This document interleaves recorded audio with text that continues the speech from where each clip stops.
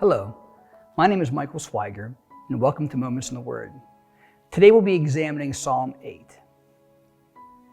O Lord, our Lord, how majestic is your name in all the earth. You have set your glory above the heavens. Out of the mouth of babes and infants you have established strength because of your foes, to still the enemy and the avenger.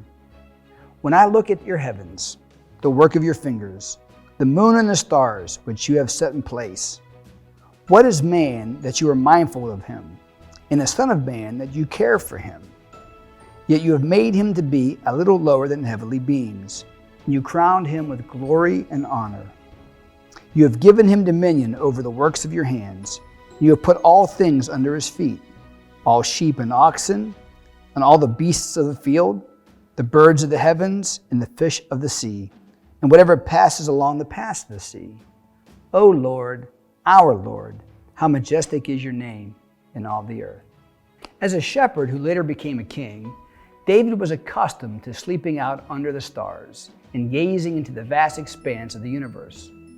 In the opening lines of this psalm, David eloquently declares that all nature bears witness to the Creator.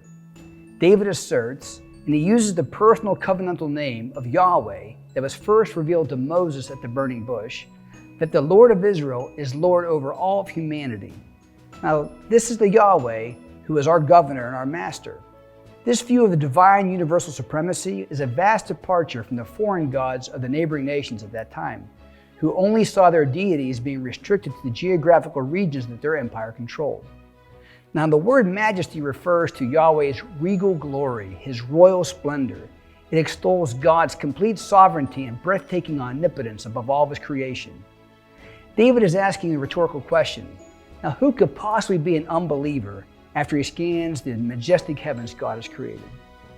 The testimony of nature is followed by David's appeal to the testimonies of infants and babes. Now, the contrast between these two witnesses could not be more striking. On one hand, you have the vast, endless enormity of the celestial heavens. On the other, the weak, frail, incoherent cries of infants. Yet they both strike the same chord of praise. Jesus himself quoted Psalm 8 as he silenced the religious leaders during his day, during the triumphal entry into Jerusalem, during the time we now commemorate as Palm Sunday. Now, David continues this massive contrast when he compares the insignificance of man when compared to the galactical wonder of the universe. Yet despite this, God has elevated mankind to an exceedingly high degree. The word translated heavenly beings in the English Standard Version is the Hebrew word Elohim. It's the word that's usually translated God, but it can also mean divine beings. So in essence, David is saying that God has made mankind a little lower than himself.